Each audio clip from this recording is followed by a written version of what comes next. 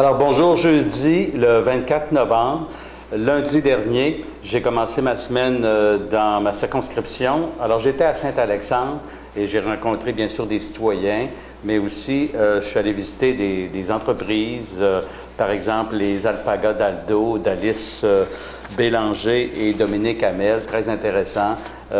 J'ai rencontré aussi M. Normand Ouellette du musée patrimonial normantique, vraiment très intéressant ce qu'il a pu faire depuis une dizaine d'années. Je suis allé au vignoble La Marée Montante, rencontrer la propriétaire Fernande Fournier. J'ai eu même droit à la lecture d'un poème qu'elle inscrit sur ses bouteilles de vin.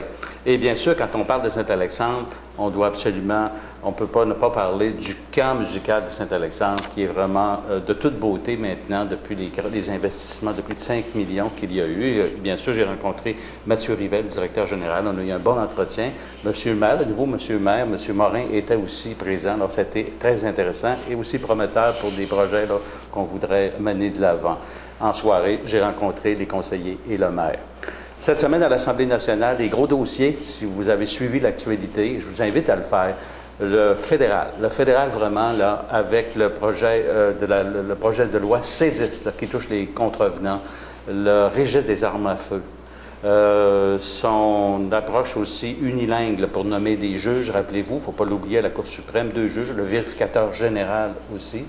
Alors, c'est une fronde contre les valeurs du Québec, sans tenir compte du Québec.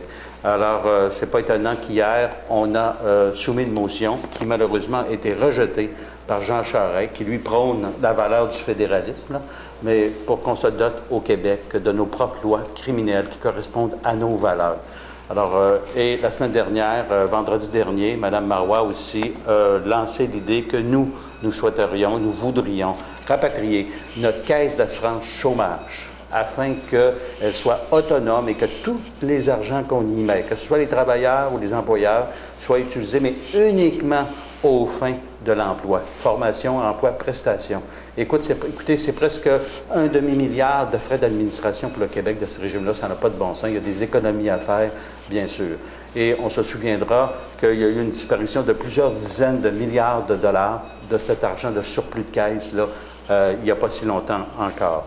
Alors voilà, ressources naturelles aussi, gros dossier qui va continuer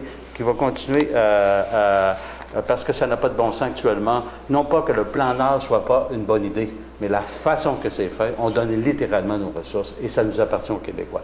Alors, en fin de semaine, je serai à Saint-Denis-de-Kamouraska. C'est le marché de Noël. Il y a une belle soirée prévue là, le Noël au cœur du Kamouraska samedi soir. Alors, à bientôt.